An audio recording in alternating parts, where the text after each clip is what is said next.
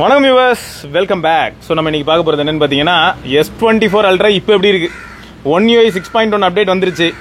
Galaxy AI புகுந்துருச்சு. அது யாருக்கு புகுந்தது? எங்களுக்கு தான் புகுந்ததோ? ஆமாங்க, லேட்டாக கன்ஃபியூஸ் ஆகிட்டேன். இப்போ ரெக்கார்ட் பண்ணிக்கிட்டு இருக்கிற ஃபோனுக்கு தான் அது புகுந்துருக்கு. ஆல்ரெடி வரும்போதே இது வந்து ஏஐயோட தான் வந்திருக்குன்னு வச்சுக்கோங்களேன். இருந்தாலும் இப்போ ரீசெண்டாக வந்த அப்டேட்ஸில் வந்து ஃபோனோட பெர்ஃபார்மன்ஸ் வந்து படு பயங்கரமாக மாறி இருக்காங்க. எந்த அளவுக்கு மாறி இருக்கு ப்ரோ? பெர்ஃபார்மன்ஸ்னா ட்ராபேக்காக இருக்கு, அதையும் சொல்ல முடியும். பெர்ஃபார்மன்ஸ்னு பார்த்தீங்கன்னாக்கா இன்னும் கொஞ்சம் ஸ்மூத்தாக இருக்கு. அதாவது ஸ்மூத்னஸ் கேரண்டீட். ஆனால் பேட்டரி லைஃப் கொஞ்சம் தொங்கி இருக்கு. எப்படி இந்த மனுஷன் போஸ் நாய்க்குட்டியோட வணக்கம் வியூவர்ஸ். சரியான ஃபீல் பார்க்கலாமா? Hello hello hello. ஸோ இது வந்து எல்லா இடத்துலையும் பார்க்க முடியுது ப்ரோ. ஏன்னு பார்த்தீங்கன்னா இப்போ ஹைப்பர் ஓஎஸ்ன்னு சொல்லிட்டு ஷோமிக்கு அப்டேட் புஷ் பண்ண ஆரம்பிச்சாங்க. போக்கோல இருக்கு, ரெட்மிக்கு வந்துகிட்டு இருக்கு, எல்லாத்துக்கும் வருது. வந்ததுக்கு அப்புறம் பெர்ஃபார்மன்ஸ் வந்து நெக்ஸ்ட் லெவல். நம்பவே முடியாத அளவுக்கு ஸ்மூத்னஸ் சூப்பரா பண்ணிருக்காங்கன்னு சொல்லலாம். ஆனா பேட்டரி லைஃப்ல வந்து தொய்வு இருக்கு. நார்மலா ஒரு 6 hours SOT கிடைச்சிட்டு இருந்தவர்கள் இப்ப 4.5 மணி நேரம் அந்த மாதிரி மாறிடுச்சு ப்ரோ. அது ஒரு ப்ராப்ளம் இருக்கதான் செய்யுது. ஸோ நீங்க யாராவது வந்து ஆல்ரெடி சாம்சங் போன் இப்ப யூஸ் பண்ணிட்டு இருக்கீங்க, உங்களுக்கு 6.1 வந்ததுக்கு அப்புறம் எப்படி இருக்குங்கிறதையும் சொல்லுங்க. அதே சமயம் ஷாமி போனோ ரெட்மி போனோ வச்சிருக்கீங்க, ஷாமி 12 Proக்குலாம் அப்டேட் வந்துருச்சு ப்ரோ. அதுக்கும் ஹைப்பர் ஓஎஸ் வந்ததுக்கு அப்புறம் இல்ல நம்ம SRK கிட்ட ஷாமி 12 Pro தான் இருக்கு. அவனும் என்ன சொன்னா பர்ஃபார்மன்ஸ் சூப்பர் ஆயிடுச்சு, UI வந்து செம்ம ஸ்மூத் ஆயிடுச்சு. ஆனா பேட்டரி லைஃப் வந்து முன்னையே கொஞ்சம் பயங்கரமா தான் இருந்தது. 8 Gen 1 வேற அது. அதான் பிரச்சனை எங்க கொண்டு வந்து வச்சிருக்கானா அங்க வச்சிருக்கானுங்க பிரச்சனையை 8 Gen 1ல. அத்தனை அழகையும் கொண்டுட்டு வந்து அந்த ஒரு இடத்துல வச்சா மாதிரி அத்தனை பிரச்சனையும் கொண்டு வந்து அந்த SOCல வச்சான் பாருங்க, அங்கதாங்க நிக்கிறான் ஷோமி. இது எப்படின்னா அந்த M-குமரன் டெம்ப்ளேட் தானே? அதேதான் கரெக்ட் தான். அப்படிதான் இருக்கு நிலைமை.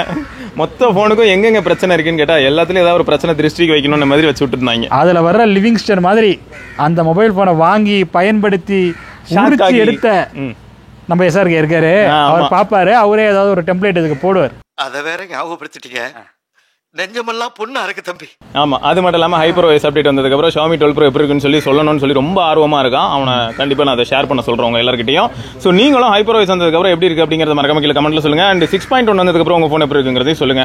ஸோ இப்போ S24 Ultraல கேமரால ஏதாவது வித்தியாசம் ஃபீல் ஆச்சா ப்ரோ? ஃப்ரண்ட் கேமரா இன்னும் கேவலமாக இருக்கிறத என்னால் நோட் பண்ண முடியுது. ஓகே. பேக் கேமரா நல்லா தான் இருக்குது. ரியர் கேமரா ஆஸ் யூஷுவல் பார்த்தீங்கன்னாக்கா எப்போவுமே நல்லா தான் இருந்தது, வரும்போதே நல்லா தான் இருந்தது. ஸோ அப்டேட்டுக்கு அப்புறம் பார்த்தீங்கன்னாக்கா ஸ்லைட்டாக இம்ப்ரூவ்மெண்ட் இருக்கிற மாதிரி தான் எனக்கு தெரியுது. குறிப்பாக லோ லைட்டில் கொஞ்சம் இம்ப்ரூவ் ஆகிருக்க மாதிரி என்னால் வந்து பார்க்க முடியுது. அதில் சில டிஃப்ரென்சஸ். பட் ஃப்ரண்ட் கேமரா வந்து one of the worst front camera இந்த history of Samsung S series. ஆமாம், அதை வந்து நான் அடித்து சொல்லுவேன். நீங்கள் வந்து யாராவது ஃப்ரண்ட் கேமராவில் ஃபோட்டோகிராஃபிக்காக ஒரு மொபைல் ஃபோன் வாங்குறீங்க அப்படிங்கும்போது S24 Ultraவை தூக்கி நீங்கள் எரிஞ்சிருங்க. ஒரு மிட் ரேஞ்சில் 30,000 40,000 செக்மெண்ட்டில் இருக்கிற அந்த ஃபோன்ஸில் கூட ஃப்ரண்ட் கேமரா சூப்பராக இருக்குது. பட் இந்த ஃபோனில் 1,30,000 40,000 அதோடைய ஒரிஜினல் ப்ரைஸு. பட் அந்த காசுக்கு இதில் நீங்கள் வந்து ஃப்ரண்ட் கேமராவா அதுவும் லோ லைட்டில் எடுத்தீங்கன்னு வச்சிங்க, இன்னும் நீங்கள் வந்து எப்படி சொல்கிறது ஒரு லெவலுக்கு போயிடுவீங்க. ஏன்னா நான் பொதுவாக பிரிட்ஜ் மேல இருந்து எடுத்தீங்கன்னா கூச்சமே படாம கீழே போட்டு உடச்சிருவீங்க, வாய்ப்பு இருக்கு. மேல செல்ஃபிக்கு வந்து இது வந்து ஒரு ஒஸ்ட் ஃபோன், செல்ஃபியில் ஃபோட்டோகிராஃபிக்கு இது வந்து ஒரு ஒஸ்ட் ஃபோன்னு நான் சொல்லுவேன். படு கேவலமா இருக்கு. ஸோ இதுக்கு வந்து கண்டிப்பா சாம்சங் ஏதாவது பண்ணி தான் ஆகணும். ஏன்னா S24 Ultraங்கிறது வந்து அவங்களோட ஃபிளாக்ஷிப் டிவைஸ். அதுவே இந்த லட்சணத்துல இருந்தா உங்க மனசுல எல்லாம் என்ன தோணும்னா மிட் ரேஞ்ச் டிவைஸ் அப்ப இன்னும் எந்த அளவுக்கு கேவலமா இருக்கும்னு தோணும். ஆனா ட்விஸ்ட் என்னன்னா மிட் ரேஞ்ச் டிவைஸ் எல்லாம் எடுத்து தொலைச்சிருது. ஆனா இதுதான் பாத்தீங்கன்னா இருக்கலே கேவலமா போட்டோ எடுக்குது. ஏன்னா இந்த A53 A54 வச்சிருக்கிறவங்களாம் கூட செல்ஃபி நல்லா எடுக்குதுன்னு சொல்றாங்க. S24 Ultra வச்சுக்கிட்டு படுற கஷ்டம் இருக்கு பாருங்க, ரொம்ப கஷ்டமா இருக்கு. ஆமா, 1,30,000 Ultraன்னு ஒரு போன் வச்சிருந்தாங்க, அதுல என்ன மாதிரி செல்ஃபிங்க. அதாவது இத கம்பேர் பண்ணும்போது நான் சொல்றேன் ஆக்சுவலா 40 மெகாபிக்சல் வர ப்ரோ. ஆமா 40 மெகா, அது வேற சென்சார். அந்த S21 Ultra இந்த நீங்க சொன்னது எல்லாமே வந்து 40 மெகாபிக்சல் செல்ஃபி ஷூட்டர். அதுக்கு அப்புறம் தான் 12 மெகாபிக்சல் வந்துச்சு. ஆக்சுவலா வந்து சாம்சங் என்ன ஜஸ்டிஃபை பண்ணாங்கன்னா இதுல வந்து உங்களுக்கு டைனமிக் ரேஞ்ச் ஆஸ்பெக்ட்ல எல்லாம் இம்ப்ரூவ்மெண்ட் இருக்கணும், ஸ்கின் டோன்ல இம்ப்ரூவ்மெண்ட் இருக்கணும், நீங்க எட்ஜ் டிடெக்ஷன் மாதிரியான விஷயங்கள்ல இம்ப்ரூவ்மெண்ட் பாப்பீங்க. ஏன்னா ப்ராசஸ் பண்றதுக்கான டேட்டா கம்மியா தான் இருக்கு. என் மூஞ்சிக்கு பக்கத்துல இன்னொரு மூஞ்சி சைடுல வைக்கிறதுக்கு பேர் தான் எட்ஜ் டிடெக்ஷன். அது ஏஐ. எக்ஸ்ட்ரா ஃபேஸ் கொடுக்குறாங்க. அந்த ஆய் வந்து அதை தாங்க பண்ணிருக்கு. ஆமா கரெக்ட் தான், அப்படிதான் பண்ணி வச்சிருக்காங்க. ஸோ இப்போ என்னன்னா நிறைய நல்ல விஷயங்கள் எதிர்பார்த்து தான் நம்ம வந்து இந்த 1,00,000 ரூபாங்கிற மாதிரியான பிரைஸ் எல்லாம் வந்து இந்த எலக்ட்ரானிக் குட் மேல இன்வெஸ்ட் பண்றோம். அதுக்கேற்ற மாதிரி அவங்க வந்து ரிட்டர்ன்ஸ் கொடுக்குறாங்களான் போது பெரிய பிரச்சனை தான் அதிகமாக இருக்குது. சீரியஸாகவே கொஞ்சம் சேஞ்சஸ் பார்க்க முடியுது. 6.1 வந்ததுக்கப்புறம் S23 Ultra எப்படி இருக்குன்னா வீடியோ தெரிக்க விடுது ப்ரோ, டவுட்டே இல்லை. ஆனால் ஃபோட்டோஸில் இப்போ எப்படி எடுக்க ஆரம்பிச்சிருக்குன்னா கொஞ்சம் டல்லாக எடுக்குது ப்ரோ. கலர்ஸ் கொஞ்சம் பஞ்சியாக எடுக்கும், கொஞ்சம் ரொம்ப ஓவர் சேச்சுரேட்டட்லாம் எடுக்கல இதுக்கு முன்னாடியும். ஓகே இந்த கலர் அப்பா நீங்க தானங்க எல்லா வீடியோலையும் பிக்சல் ரொம்ப நேச்சுரல் டோன்ல எடுக்குது, சாம்சங் கொஞ்சம் சேச்சுரேட்டடா இருக்குன்னு சொல்லிட்டு இருந்தீங்க. அதுக்காக தாங்க அவங்க கொஞ்சம் டல் பண்ணிருக்காங்க. கொஞ்சம் பண்ண பரவாயில்ல, எல்லாரும் கம்ப்ளைண்ட் பண்றாங்க வந்து ட்விட்டர்லாம். அண்ணே என்னன்னா இது 6.1 வந்ததுக்கு அப்புறம் உங்க S23 Ultra போட்டோ எடுத்து பாத்தீங்களா, எதுக்கு இப்படி சொல்றாப்ல?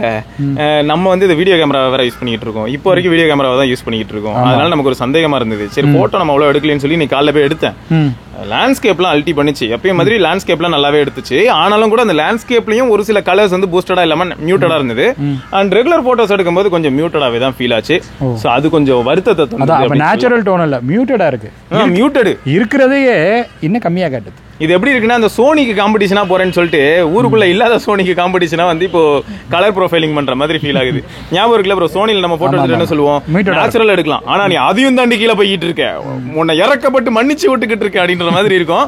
அண்ட் இப்போ இவங்களும் அதே தான் ஃபாலோ பண்றாங்கன்னும் போது கொஞ்சம் ஷாக்கிங்கா இருக்கு. என்னடா இது, டேய் எடுத்த போட்டோ நான் திரும்ப எடிட் பண்ணி லைட்டா பூஸ்ட் பண்ணி புஷ் பண்ண வேண்டியதா இருக்குடா அந்த மாதிரி இருக்கு. அதுவும் ப்ரோ மோட்லயே தீவிரமா ஆராய்ச்சி பண்ணி பலவிதமான போட்டோக்களை எடுக்கக்கூடிய ஒரு நபருக்கே இந்த மாதிரியான ஒரு பிரச்சனைனா சாம்சங் இதை யோசிக்க வேண்டிய நேரம். இல்ல இந்த மாதிரியான பிரச்சனைனா அப்படின்னும் போது எனக்கு எப்படி இருந்ததுன்னா, ப்ரோ மோட்ல இந்த பிரச்சனை வந்தா பரவாயில்ல, ஆட்டோ மோட்லயே தான் எனக்கு பிரச்சனை. நான் எப்படிடா டேய், ஆட்டோ மோட்ல தான் இந்த மாதிரி மியூட்டடா எடுத்து தொலையுது.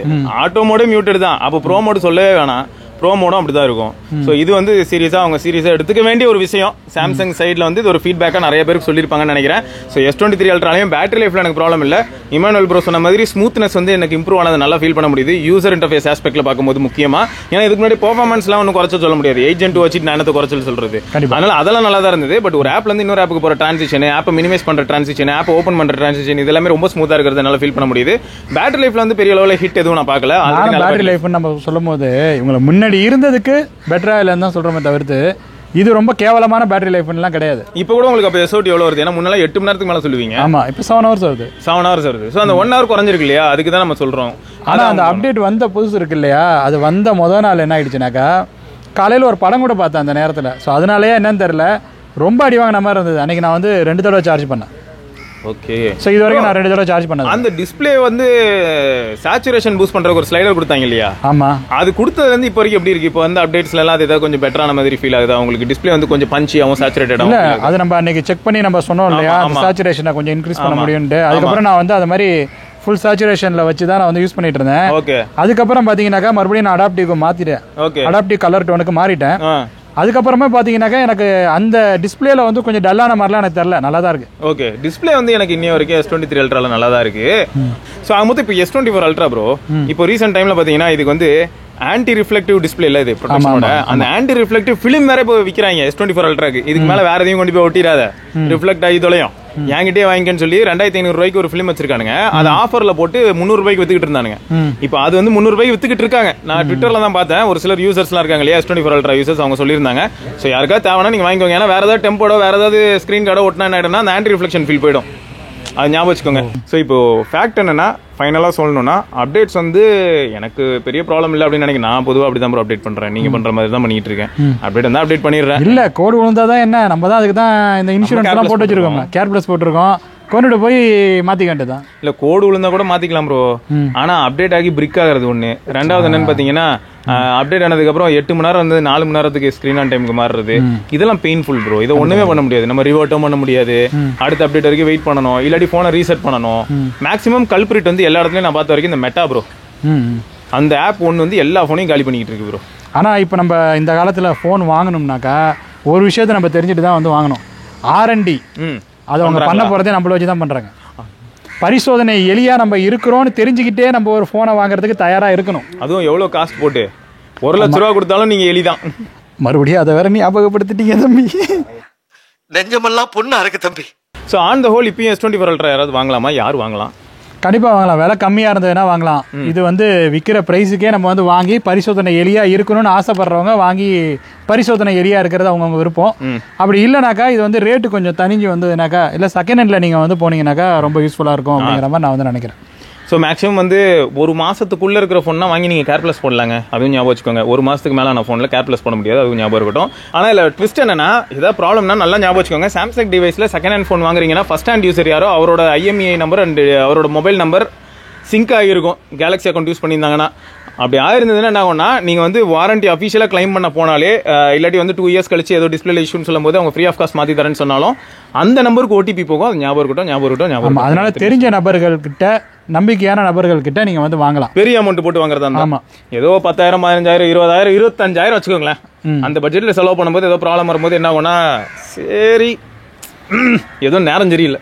ஆனால் அதே 1 லட்ச ரூபாய்க்கு வாங்கிட்டு இந்த மாதிரி நேரம் சரியில்லைன்னு சொல்ற அளவுக்கு மனதைரியம் நமக்கு கிடையாது. ஆமாம், கண்டிப்பாக. ஓகேங்க. ஸோ உங்களுக்கு வேறு ஏதாவது டவுட்ஸ் இருந்ததுனால மறக்காம கமெண்ட்ல கேளுங்க. அப்புறம் அந்த AI பற்றி ஏதாவது சொல்லுங்க. AI பற்றிலாம் ஒன்றும் சொல்ல முடியாது ப்ரோ, சும்மா நான் ஒன்று சொன்னால் அது ஒன்று செய்யுது. ஸோ அப்படிதான். ஓகேங்க. ஸோ இதை தொடர்ந்து நம்ம இன்னொரு பதிவில் திரும்ப சந்திப்போம். அது வரைக்கும் சிவபரணி, இமானுவேல், பார்க்கலாம். பாய்.